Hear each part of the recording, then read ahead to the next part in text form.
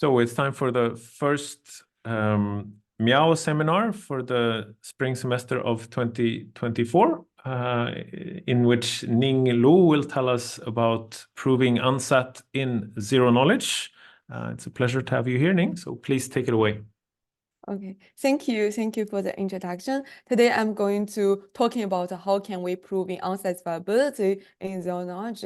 And at the beginning of my talk, I want to talk about the motivations behind all this line of research and why we want to even proving the unsatisfiability in zero knowledge. So nowadays, every aspect of our life really relies on the software, and in many of these software are security critical, and such as this for judicial decisions, medical operations, or even air traffic control. A small bug or unexpected behavior of this software will result in great loss of money or even life. So for this software, we are not only expect them to somewhat function well, we want their safety and reliability at all costs. So existing work a lot of work has been made to prevent the software from unexpected behavior and bugs. And one widely studied and adopted field is called formal methods. Rooted at mathematics, this formal method will rigorously analyze the software and the programs and check if there is a bug in the programs, make sure the software will follow our expectation. In fact, formal method is not only of research interest, but also widely used in industry. For all this, due to all these advances in formal methods, we are getting closer and closer to reliable and safe software. Unfortunately, the road to reliable and safe software is still long and arduous. One obstacle comes from this proprietary software. As I mentioned before, all these technical informed methods will require access to the source code so that we can perform analysis over the program.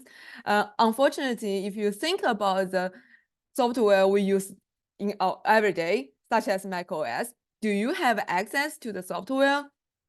And the answer is an obvious no, right? Because actually all this proprietary software, they try to hide their source code and keep the code not that accessible.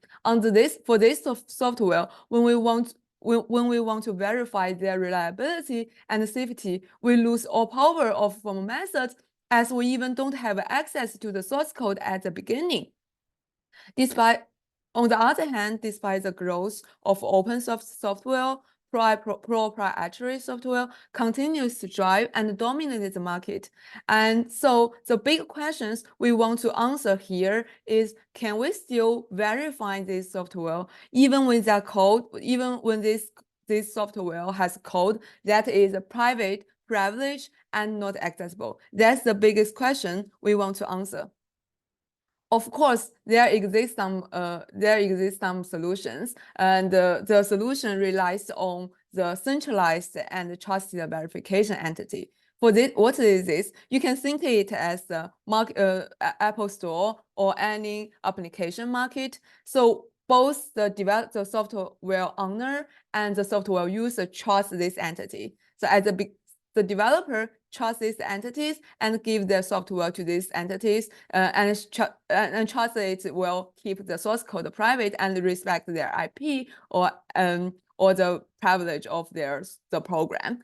And also the user of the software need to trust this centralized verification entity that in a way that in the sense that this entity indeed perform the verifications of interests and verifying the properties related to security and reliability. So both we put a lot of trust to such kind of centralized verification entity. And actually, this kind of centralized and trusted verification entity already raised a lot of concern, especially for the concerns on monopolies. So now we want to ask a question: can we have some alternative? And what is best what is the best alternative to this centralized and trusted verification entity.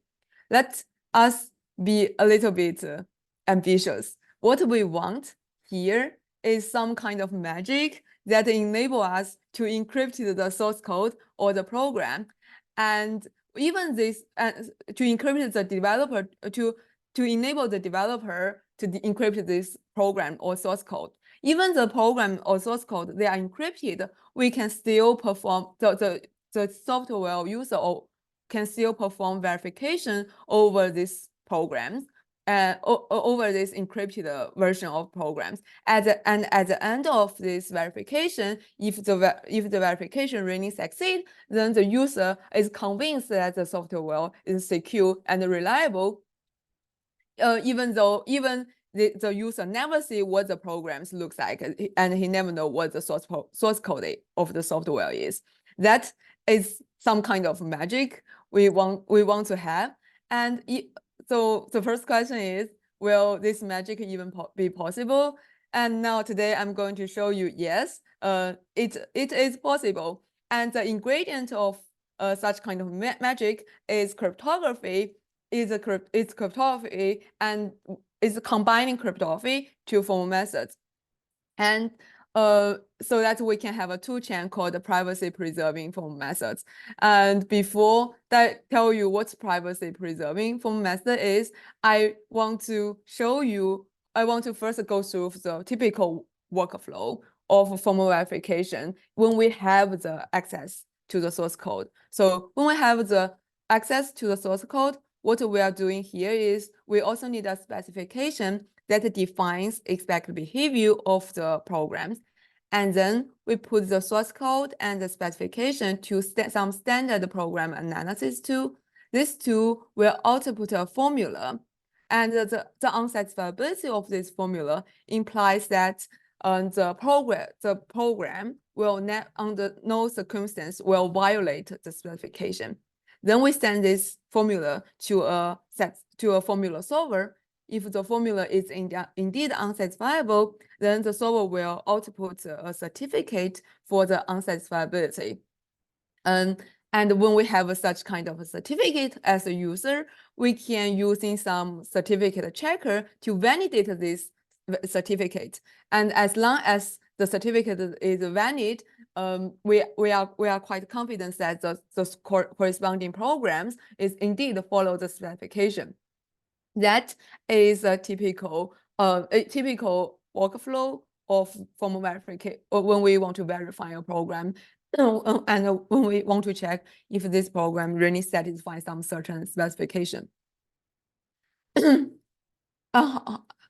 And as you can see, in this workflow, we actually need access to everything, to this certificate. So we need access. So at the last stage, we need access to the certificate, and so we need access to the formula. So we need access to the source code and specification. So essentially, we need access. We need to know what all these things are in the plaintext at the very beginning. And as I mentioned before, what happens in real life is we usually don't have the access to the source code.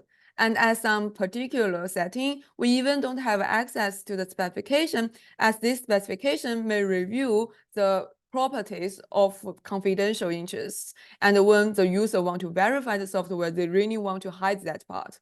So now under this case, the program become private, and the specification is also private. Now then the formula is private and the certificate is private. So if we really want to verify this kind of private source code, the first question we need to answer is, how can we validate the certificate at the even beginning? That's the first step we need to think about. And this is the motivation of our work. And this is the motivation of our work, and why we want to prove unsatisfiability of a Boolean formula in zero knowledge. And now you may think, okay, our goal is pretty clear. that we want to prove unsatisfiability of a formula in a privacy-preserving manner. That's a big relief because there are a lot of privacy-enhanced technique in cryptography. Let's just pick one of them and apply to our problem and to see if everything is good. Unfortunately, such kind of mindless and blind approach will not work since all this existed privacy enhanced technique will not scale to real world software. So instead, in our ZKUNSAT, we select zero-knowledge proof from cryptography and the resolution proof from formal verification. These two kinds of proof and combine them in an organic way. What I mean by that is we first design a polynomial representation for the formula, such that this formula. So to make this formula to be easy to encrypt, so that we can really encrypt a formula. And at the same time, these polynomials will preserve the structure of the formula, so that even when they are encrypted, when the formula are encrypted, we can still verify its unsatisfiability later in the knowledge setting. And then we also, instead of restricted resolution proof checking, we adopt a relaxed resolution proof checking. This relaxed resolution proof checking, it doesn't make sense. And it doesn't make sense if we don't consider privacy. So it will be very the same as a resolution proof checking itself. However, if we think about this relaxed version of resolution proof checking, it actually will boost the performance of, if we consider this relaxed resolution proof checking in the privacy preserving setting, it will boost our protocol's performance significantly. So by combining how should we, so just to understand, the setting that we will have now is, so we have a CNF formula, which everybody knows. So it depends on what you want. If you want to hide the certificate, the certificate of unsatisfiability, then the formula is everybody will know the CNF formula. So during your talk, should I think of the formula as being known? It can be also private. So during my talk, in the big picture of a privacy preserving formal method, the formula is still private.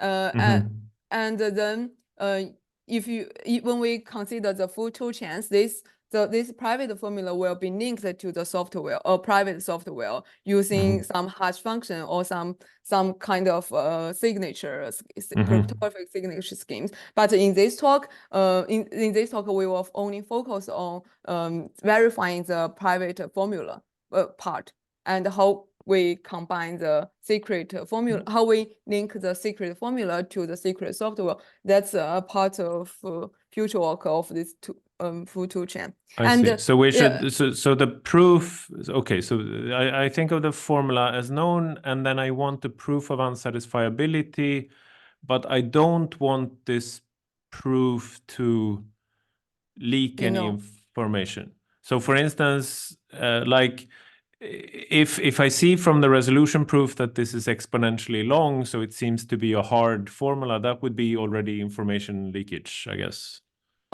Yeah, so you cannot hide the size of proof. So the size,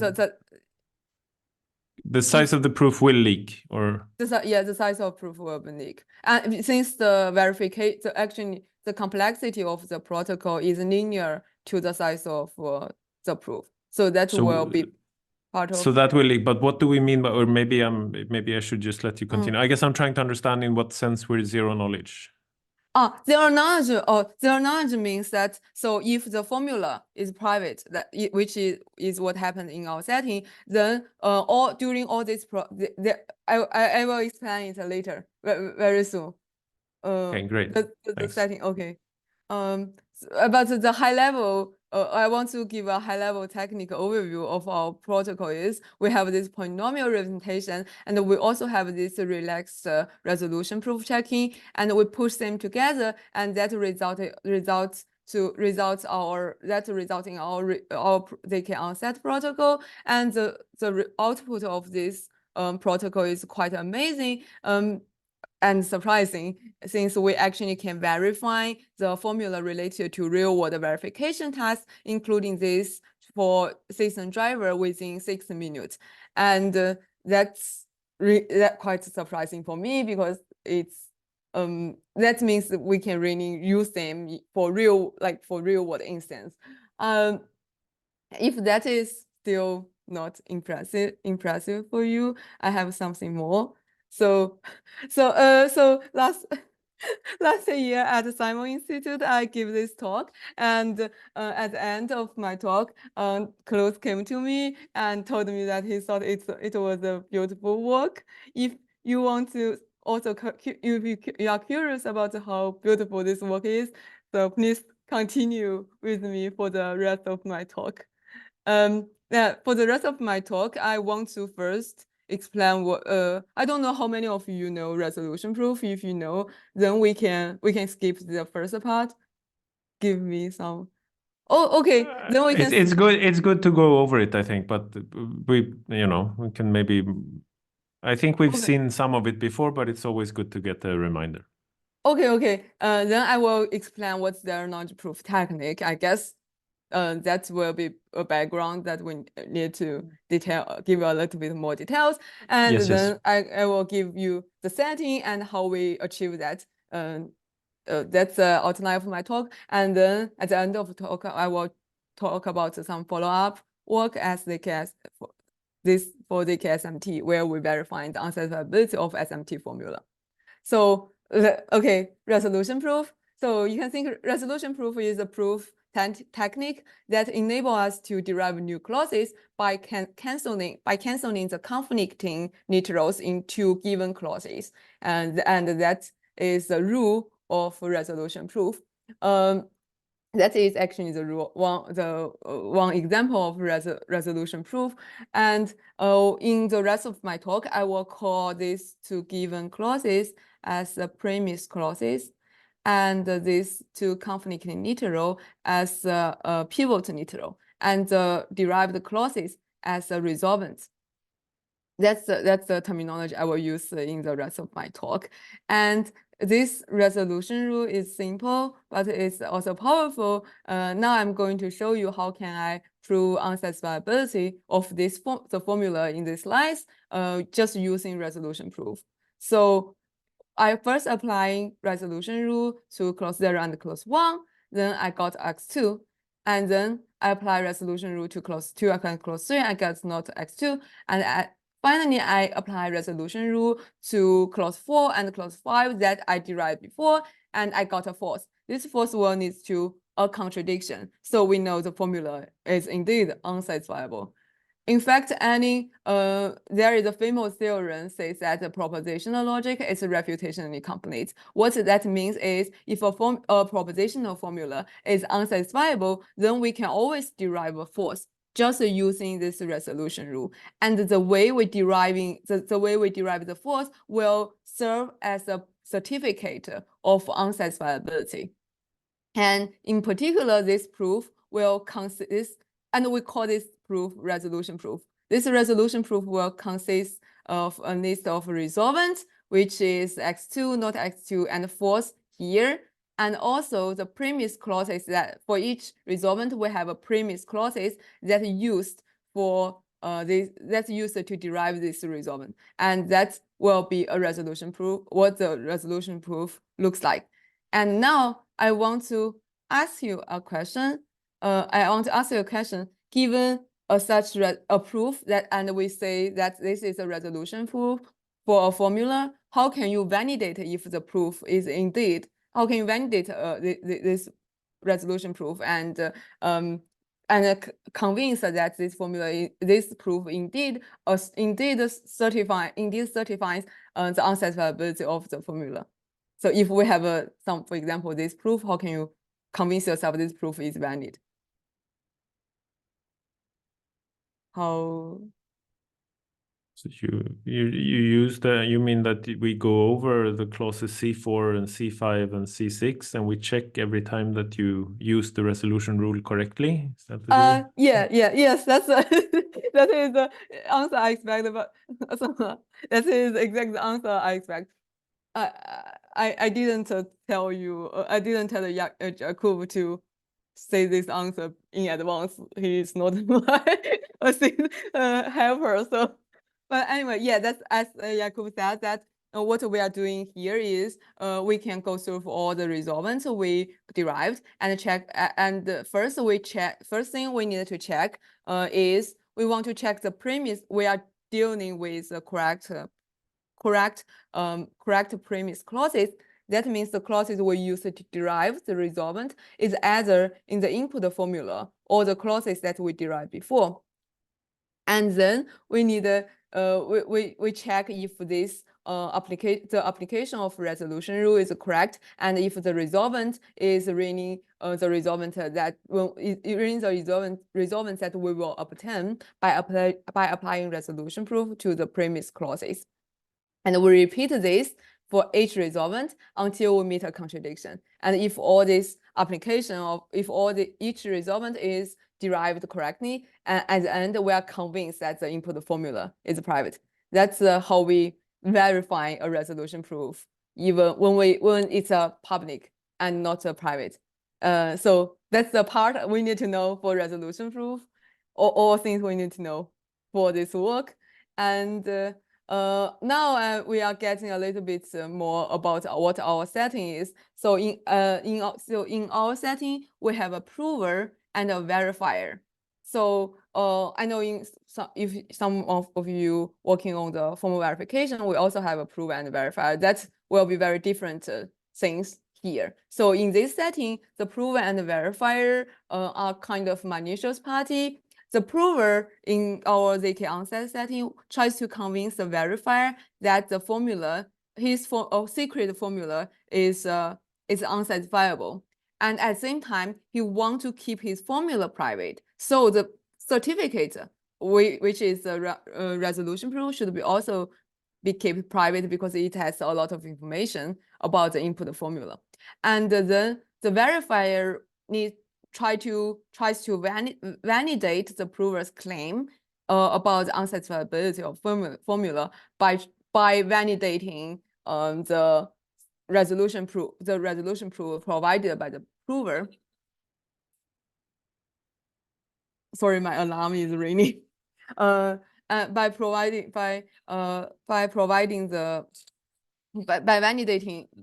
validating the resolution proof of provided by the prover, and as I said before, both prover and verifier will be can be very malicious in the sense that the prover will cheat about unsatisfiability of the formula. The prover may give a formula that is satisfiable and try to convince the verifier that the formula is unsatisfiable. And the verifier, on the other hand, can be also malicious in the sense that the verifier may try to learn what the formula is and what the formula is, or a little bit information about what the formula, such like the structure of the formula, or something like that. So that's how the verifier can be malicious. That's our setting. I hope that answer a little bit of your questions.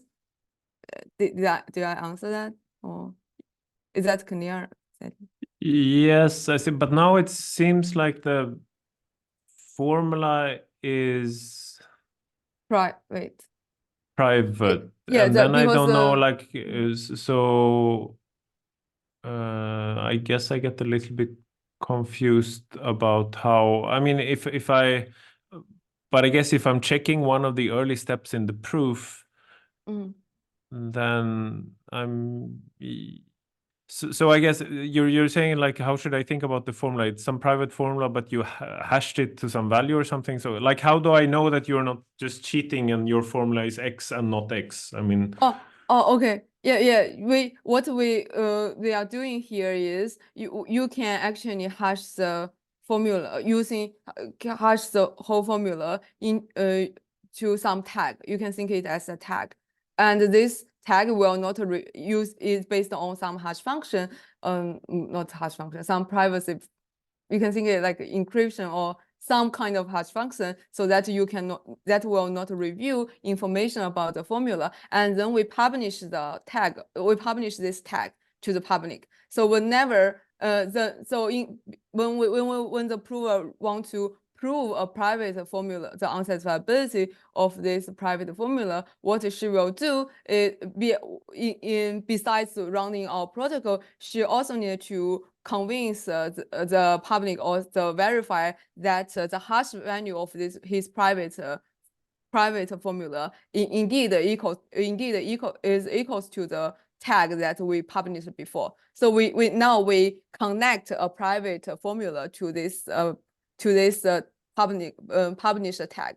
And then this tag will this tag will be then used to link to the software that is private. That's how we think about it. And also the software that is represented in some high-level language will also we need also to do this kind of things, like computing its hash value, and so that the user needs to verify in the programs and the hash value, the private programs and the hash value the programs developer published before. That's the whole pipeline. But we have some published tag so that we know the program owner or the formula owner is not talking about some formula randomly. He is talking about some formula that really makes sense and corresponds to the software he want to prove later. I see. Thanks. Yes. Yeah. Okay. Now that's but for now let's focus on proving unsatisfiability of a private formula for now, since there exists a lot of standard technique to prove some data hash value and in a efficiently in ZK. So that's some work that has been done and studied for a long time. In this talk, I'm going to tell you how can we verify the unsatisfiability of a private formula in ZK. Okay. So I have been talking about zero knowledge for a while and doing all this drama, but what is zero knowledge proof? In this slide, I want to explain zero knowledge proof using my favorite example. So in this example, we have a prover and a verifier, and the prover tries to convince the verifier he knows a way to tell Coke or Pepsi. And the verifier says, okay, I don't believe you unless you show me how to do that. However, the prover doesn't want to show how exactly he tell Pep or Coke or Pepsi. Instead, the prover only wants to convince the verifier she has such kind of ability to tell these two drinks. How the prover can do that?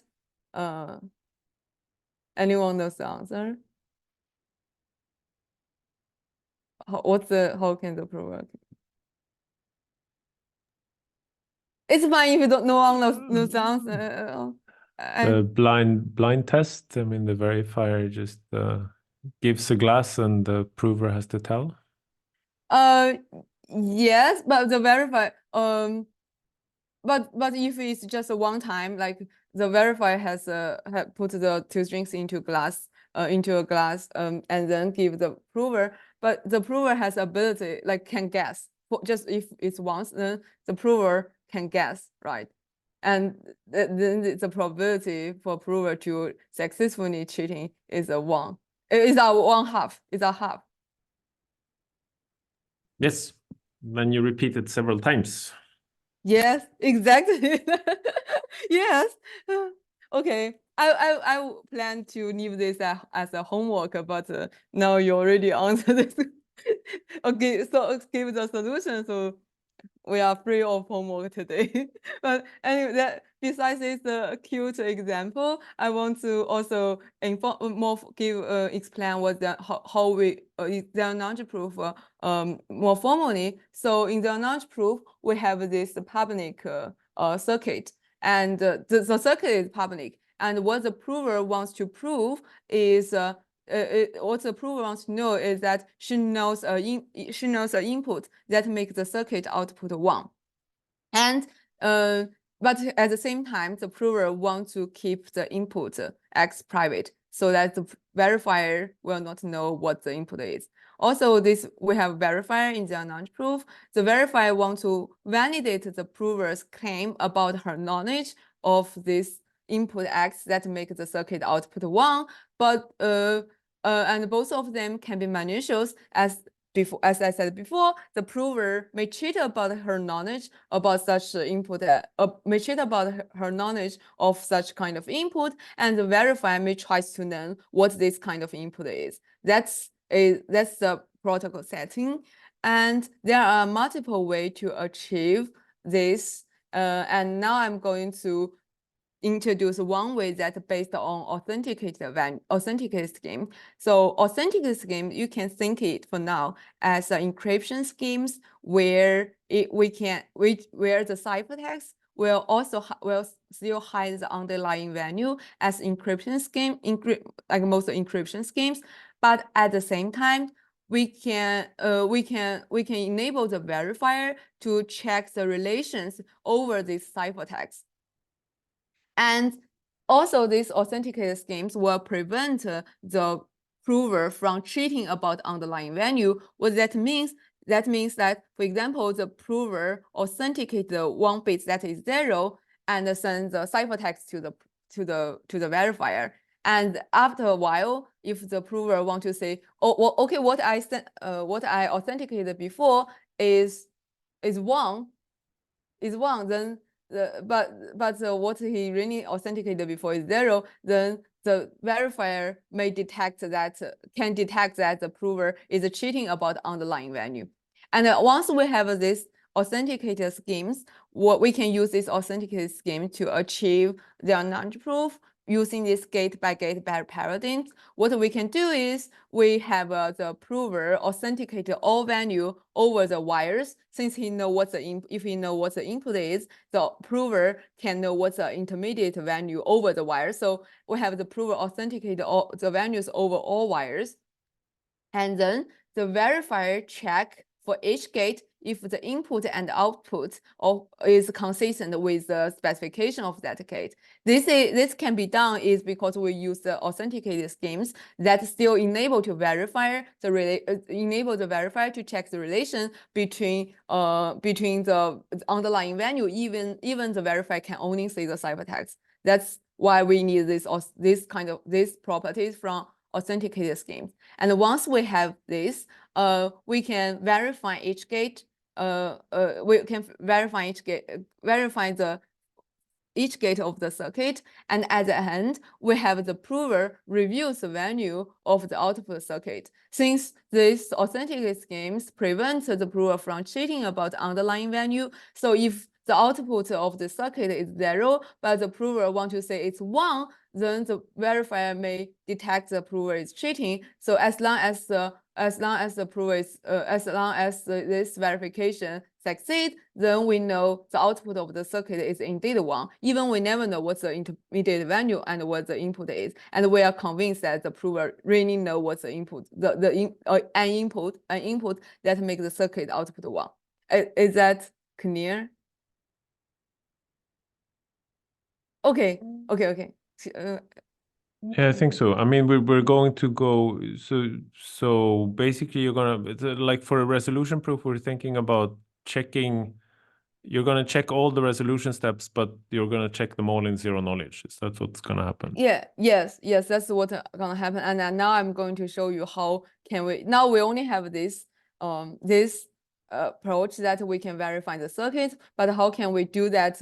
How can we use this technique to verify each resolution step? That's what I'm going to show. But before that, we need to learn something more. That the previous slides, I'm talking about the circuit, but now I'm switch a little bit to polynomial. As I said before, the circuit, we can verify this circuit gate by gate, and the gate could be arithmetic, such as multiplication and addition. And using the same way, we actually can verify the relations between two polynomials, such as the equivalence between them.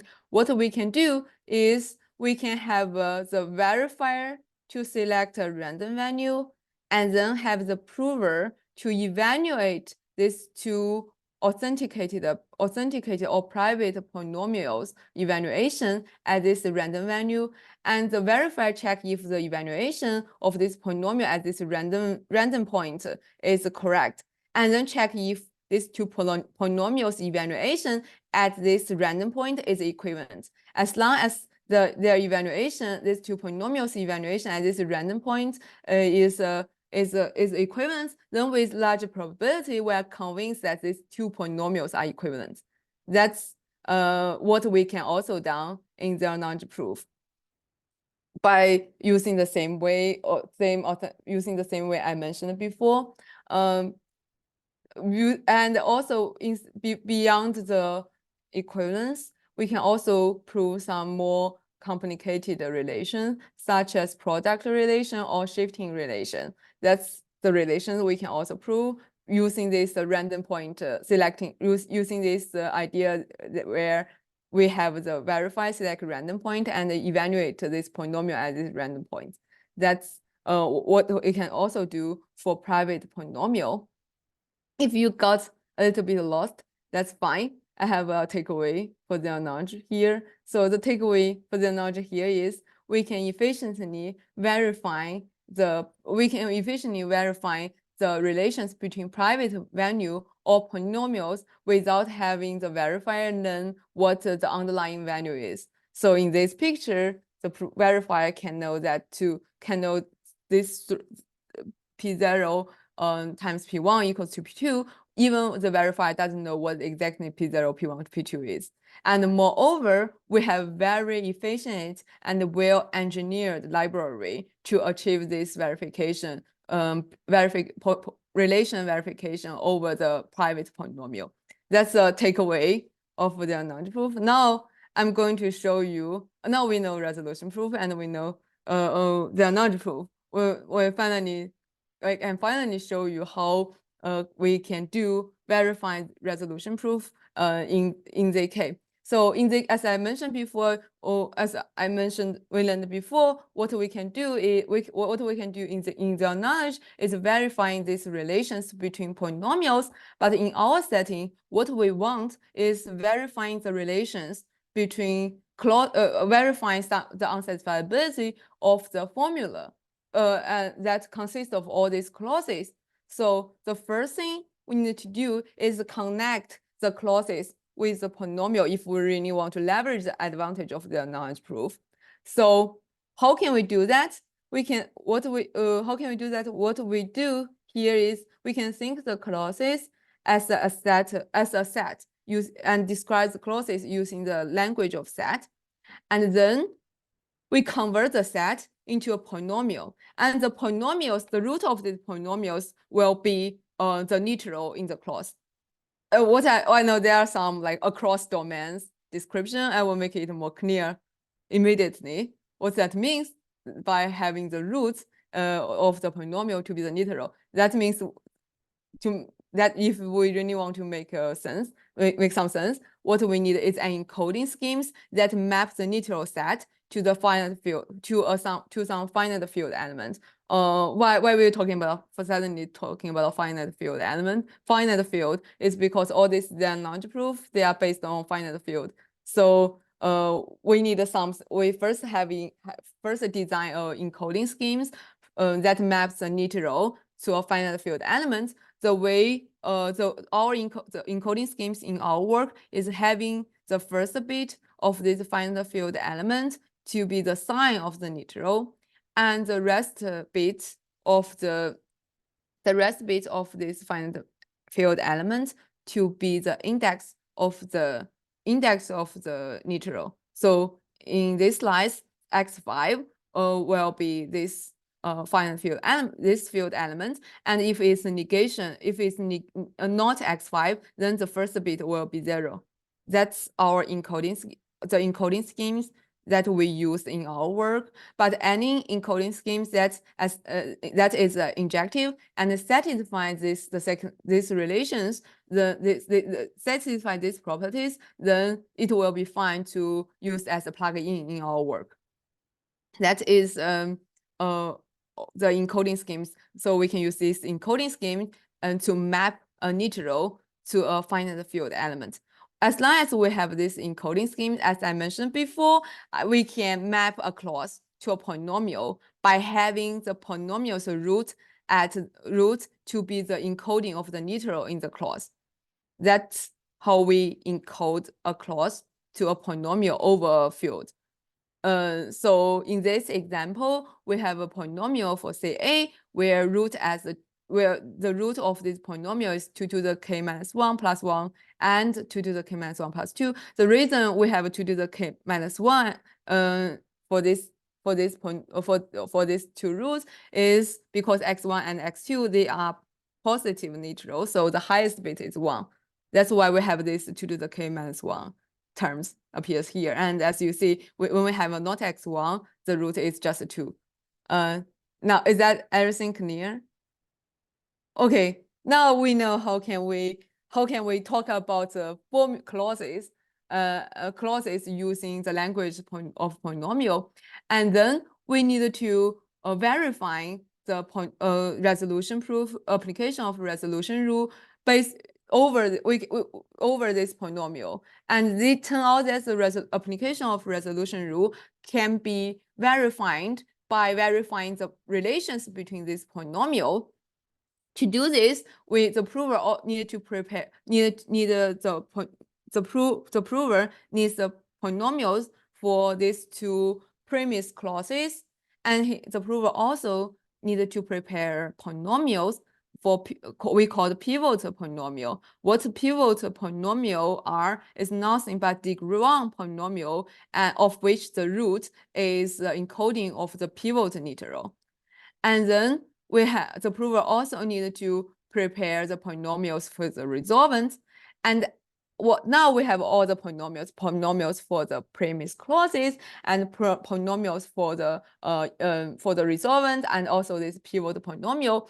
Then the prover can authenticate, or we can say encrypt this polynomial and send them to the verifier. Then the verifier will verify this relation, these relations between all these polynomial. If you look at for a while, you will realize what's this polynomial, the relations between polynomials really means actually is it really means the subset relation between these clauses if we think about the clause as a set. So we say PC divide PC plus the polynomials for one clauses. So this PCA actually represent okay, you cannot see my mouse. Okay, I don't know if you can, but for the first we have, I don't know, can you, how can you see? Wait, can you move your mouse again and see if we see it? No. No. But yeah, but I think so I can see here. So you have a PC. We have for the first line, we have PCA, which is a polynomial for clause A, and we want to have the verifier to check this PCA this PCA is a factor of PCR, which is polynomial for the resolvent times this pivot polynomial. So what that really means actually is we can translate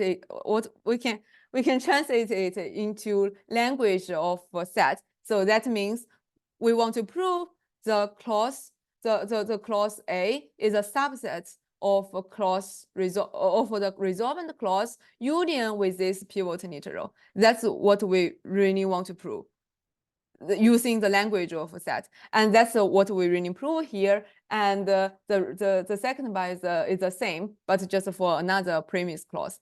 So we prove the polynomials relation, and the corresponding we actually prove the relation between sets. And the rest of the part is how prover can do that more efficiently by preparing some additional and helping polynomial, which is this WA and WB. But I will skip that. But the takeaway is the verifier can verify all the relations between polynomials, and what she really verify is the relations between set. I listed at the beginning of this slides. And that will be sufficient to verify the correct application of resolution rule. Am I convincing you? Yes, I think this looks reasonable. Yes. Okay, but there is a small trick. Actually, it's not the exact resolution. It's not what the exact resolution rule is doing. If you take a closer look at that, so we are proving the subset relation between premise clauses and resolvent clauses. But if you think about that's not what really resolution rule doing, because we can add more clauses to the resolvent, and this proof will still this verification will still succeed. If we have, for example, instead of x1, we have some additional neutral like x3 or x4, then this verification, this check will still succeed, right?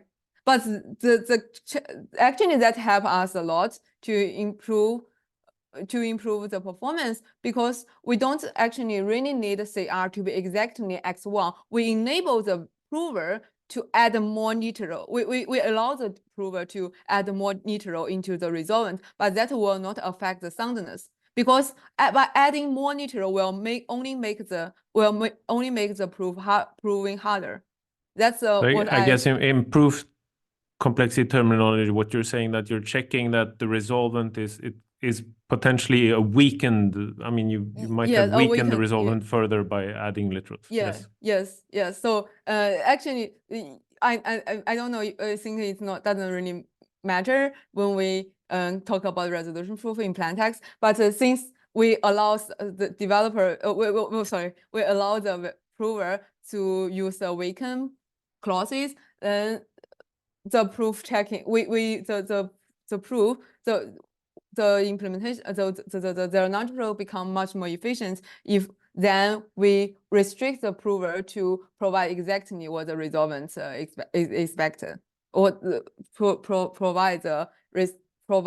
restrict the prover to providing only the expected resolvent. That actually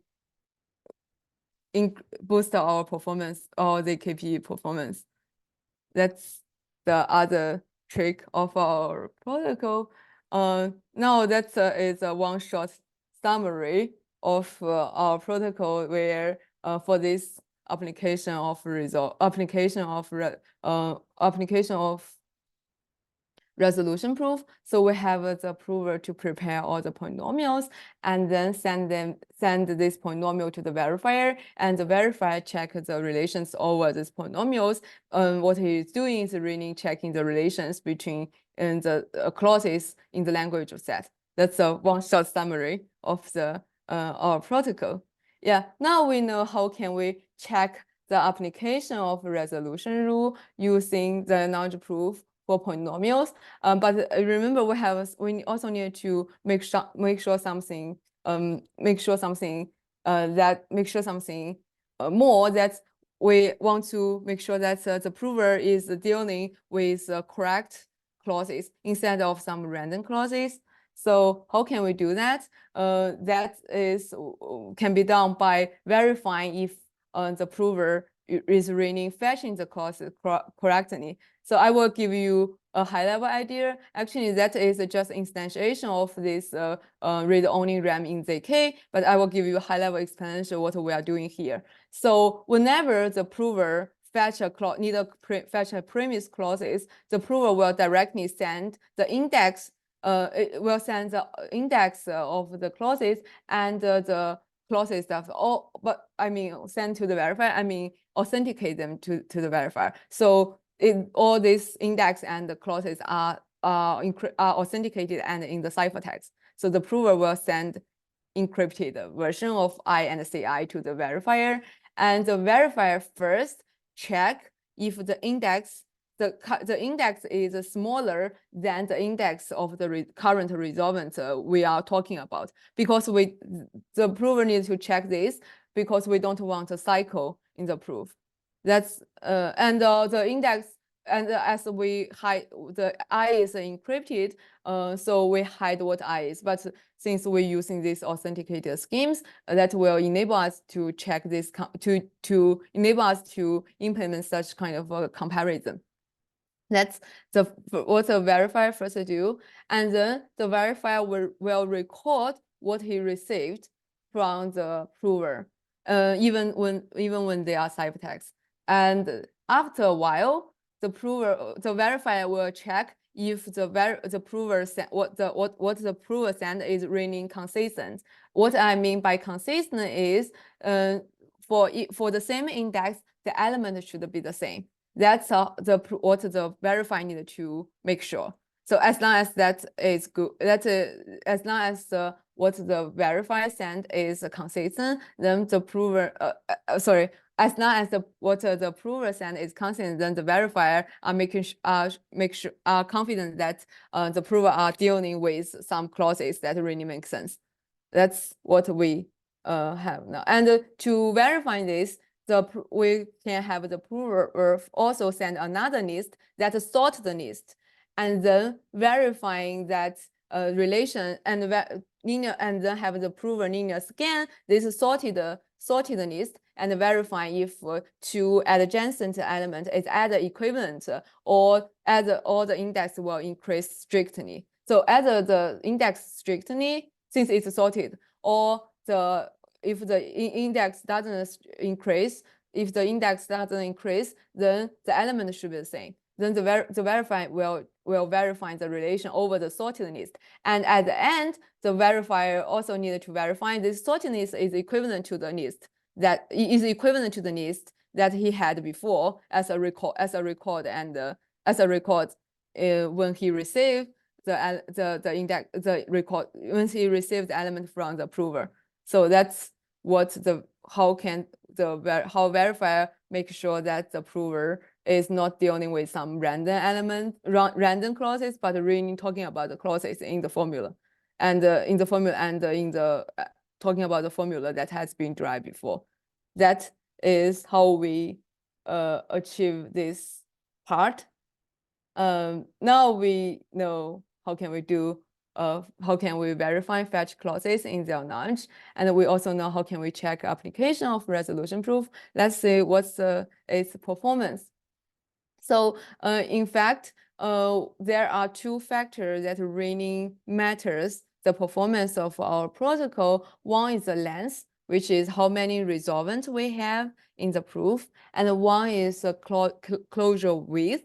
And the closure width means the maximal number of literal in one clauses in the proof. For example, in this proof I show here, the length is 3 because we have 3 resolvents. We apply resolution rules 3 times, and the width is 2 because the maximum number of literal in a clause is 2. So that's the width of the clause. And if you think about why this really matters, because the width of the clause is actually the degree of the polynomial. And the degree of the polynomials will affect the performance of the KP. That's why the width is another factor that affects the factor of our performance. So and it turns out that our protocol can, for large width and length, our protocol can take less than 1 minute to solve them. And that is, I also want to show you some real world application performance where we verify all these system driver and using different unwind value. I don't know if you know what unwind value means in verification. So when we do program verification, there are some loop, and when how we handle this loop in the programs, we unwind this loop and convert the program into some straight line program. And the unwind is the number of unwind means how many times we repeat the content of the we repeat the loop body. That's like a high level understanding about what's the unwind value is. And in real world verification, we can use, or sometimes we just use 2 or 3 as a one unwind for verification. But now we use like quite a large unwind value to make sure that we are really handling the correct verification task. And as you see, for the drive, even for the system driver, we can verify their corresponding formula within like 6 minutes. That's what's really like surprised me. And we also try to see what's the limit of our protocol here. And under our experiment settings, we found that when the length of the formula becomes 600K and the weight becomes about 1000, then in our experiment setting, it will run out of memory and we cannot continue. That's the limit, or quite a kind of limit of our protocol. And okay, the takeaway here is so first, privacy preserving program verification is running in demand, and also we can encode the resolution proof by using polynomial and then verifying them in the unknown setting very efficiently. And the last takeaway is UNSAT. Verifying unsatisfiability in ZK is a running practical protocol instead of just for research interests. And now, if you know you are active in, if you are active, you are a part of the software verification community, you will realize what I'm doing here is not really sufficient, because when we use really talking about software verification, we are not only talk about a set formula. The language we usually use is SMT formula. Actually, there are some advantages of using SMT formula besides the greater expressiveness. Here we have a program here, and if we want which action, we have a program here, and if we want to convert the verification of these programs into a set formula, then that will have about 200 clauses. And if we want convert it to restrict it to CNF set formula, then that will the corresponding formula will consist of 2,000, like about 2,000 clauses. But if we use SMT formula, then the formula only has 8 clauses. So we know if we use SMT formula, it will become smaller. The formula will become smaller, and then I will show you later that the proof of the unsatisfiability of proof for SMT formula is also small. But before that, I want to show you a family letter from a letter from an academic family. So it's not artificial for this talk, but it's sent to my advisor by my great academic grandfather. He told my advisor that SAT solver is not good enough, and for software verification, we really need SMT formula. And that motivates us to continue our research to proving unsatisfiability of SMT formula. What is the SMT formula? If how many of you know SMT formula?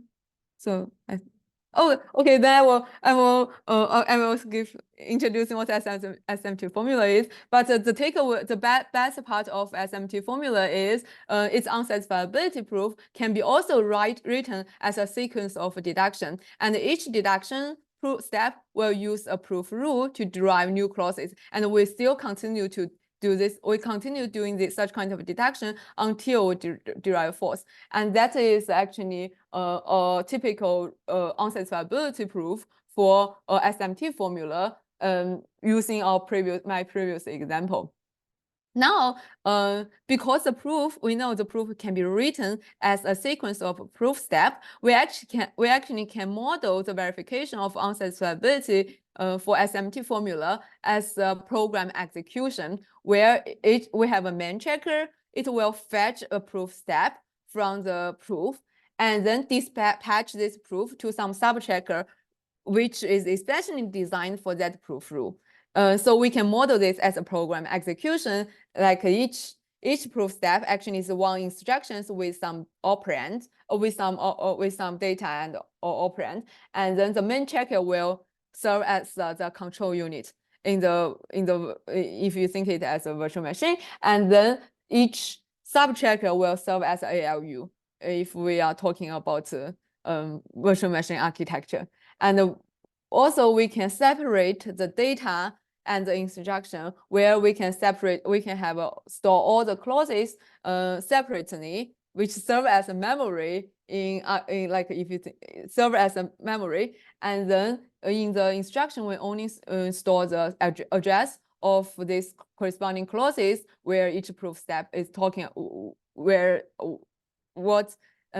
each proof step is talking about. So we model all this verification as a virtual machine, and the verification of proof step as a program execution. The reason why we do that is we have existed and will study the framework that will convert a virtual machine execution to ZKP protocol, so we can leverage that. So proving unsatisfiability of SMT formula in ZK.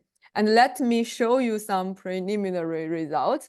So we have we implement our ZK SMT based on proof format called a resolute proof, and this resolute proof will generated by a SMT solver called SMT interval solver. I know the mainstream SMT solver is CVC5 or Z3, so Z3 doesn't provide a well-documented proof format, and CVC5 that's our first option at the beginning. And the reason we switch to SMT interval is because in SMT interval they provide a smaller set of proof rule, so that we only need a small set of subtracker for each rule. So a small number of subtracker for each rule, because if you remember, for each rule we need a sub-implement and design a protocol for the rule. So that's why we switch our decision from CVC5 to SMT interval. And now we show that for the SMT statement consists of 1,000 steps. It only takes 1 minute. And for this SMT statement, if we convert it into set statement, then it consists of about 6,000 steps, and it takes about 17 minutes. The reason why we have why this result seems not quite consistent with ZKUNSAT is because it's only a set statement instead of a CNF formula. So to convert this set statement, Boolean statement to CNF formula, some rewriting is needed. That's why it takes so long time to verify the set statement, because we also need to verify the rewriting part. That's why it takes a longer time than ZKUNSAT. Okay, and we also benchmark it over real world program verification. I think comes from this benchmark comes from verification for Boolean programs, and it's as you can see with the number for most of the verification, it has a small number of proof steps and can be finished within 1 minute. That's what our takeaway is. What our preliminary result is, but we are still looking for more verification benchmark, and also we are trying really hard to implement more subtracker and including more proof rules. That's so that we can support more expressiveness. And okay, that's actually I can conclude my talk. We have, beyond what I said for ZKUNSAT, I also want to conclude that we can prove unsatisfiability of ZK SMT formula in ZK in a quite reasonable time and efficient way. And my research actually has been making research focused on making verification available for even programs. And besides ZKUNSAT and ZK SMT, we have some other work of considering configuration file in network and model tracking. If you are interested, you can visit our Git repo and to see what the other project is. And also I'm on job market. If you know any department is hiring, please please suggest recommend me to them, that will be very helpful. Yeah. Thank you. Thanks a lot. Clapping on behalf of the audience. Right. So for resolution proofs, did you say I'm thinking like what happens when the proofs start to get large? You said you could deal with on the order of 1,000 clauses, something like this? You mean for SMT because no, for resolution. For resolution, we actually can deal with 6,000K. That's our limit. Because the limit these are that's a K there. Okay, 600,000. Yeah, yes, no, I missed it. Yes, okay, thanks. Okay. But the width is the reason you take a hit in the width is, of course, because then the polynomial degree explodes and then the polynomial testing becomes expensive, I guess. Yes. Actually, the width is where we come. The width in practical formula inspire us our encoding for neutral. At the beginning of our protocol, we encode the neutral using a bit vector, where each bit indicates if this neutral exists in this clause. So at the beginning we use the bit vector to encode the neutral. Then we realize when we try to implement them and run experiment over this kind of encoding based schemes, we found this bit vector are actually tend to be very sparse. Most of these bits are 0, since for most formula, the clause contains very small number of neutral, and this inspires us of encoding the neutral as a finite field element instead of encoding them as a bit vector. And of course, if the clause, the width of the formula the width of the formula and the proof become very large, then the bit, we don't know what's. I think we run some experiment we had some experiment to show what's the point where the bit vector will outperform this finite field element encoding. But there is a point where when the width becomes really, really large, then a bit vector encoding scheme will outperform all finite field based encoding. And would it help? I mean, you could in the proof. I mean, if you get very wide clauses, you could just introduce sort of maybe auxiliary variables in your polynomial and say that here's a new variable. I don't know, a, and a is equal to this subclause, equal to the subpolynomial, and you prove this in zero knowledge. And then whenever you need this subclause of this very large subclause, you instead just say a. Yes, that's what. Yeah, like when we have this with that. Yeah, we consider this before. So the short answer is yes, we consider this before. And what we think is instead of doing this in the ZK under the ZK, we can have the prover rewrite the proof. So that have a proof which has a very large width, we can have the prover rewrite the proof so that the width is relatively small. By doing what you said before, introducing new clauses, introducing new variables, or like having some additional step, and then we found some theoretical results that okay, we can reduce the width, decrease the width, but that will increase the length, and theoretically the product of length and width will be the same. And our complexity is actually will be linear to the product of length and width. So like so it doesn't buy you anything. Yeah, that doesn't buy you anything. That's we consider some that's also what we have think about. But yeah, we are also very interested about what's the numerical performance if we have introduce a new we are consider this kind of optimization for proof. Okay. Any other questions from the audience?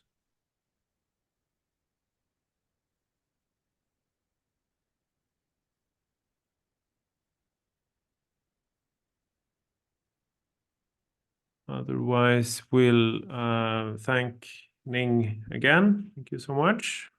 Thank you for inviting me for this talk.